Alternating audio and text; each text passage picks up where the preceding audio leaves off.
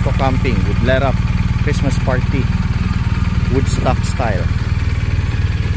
So headed to Driftwood. Kaya ko pala moto camping,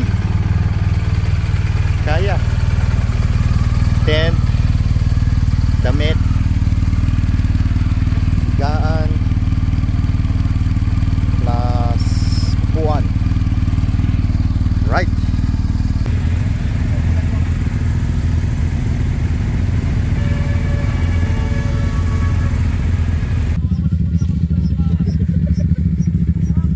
Yan o, camping. First time namin gagawin ang mag moto camp. Pwede pala. Pwede pala. Yan, 16 hectares. Dito na rin magki-Christmas party ang Lerap.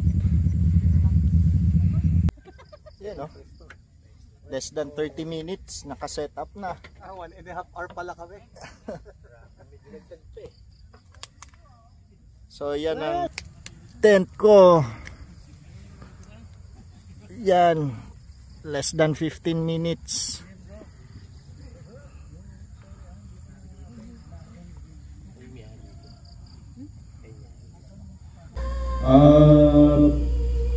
Hindi, fruit mango 120. Huwag masyadong eco. Konti lang. Okay. Konti pa. Sa preparation ni Kuya Dada, masaya po ang Pasko.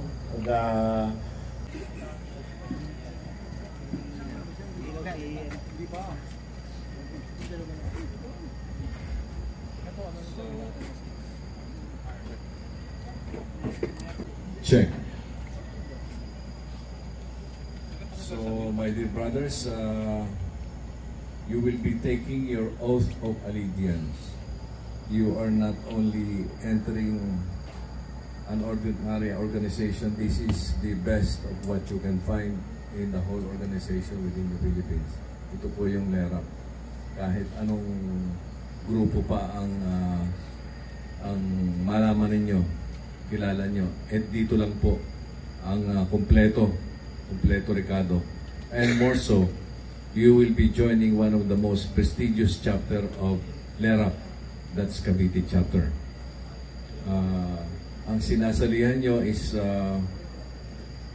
ito po yung nag-host ng national convention na hindi pa na-break ng buong, kahit sino pang nag-host ng national convention.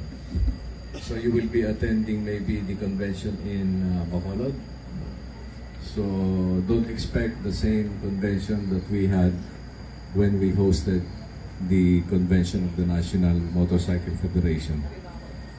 So sinabi nga ng Presidente na we are looking ahead in 2025, maraming magagandang activities, and I hope your oath of allegiance will be fulfilled.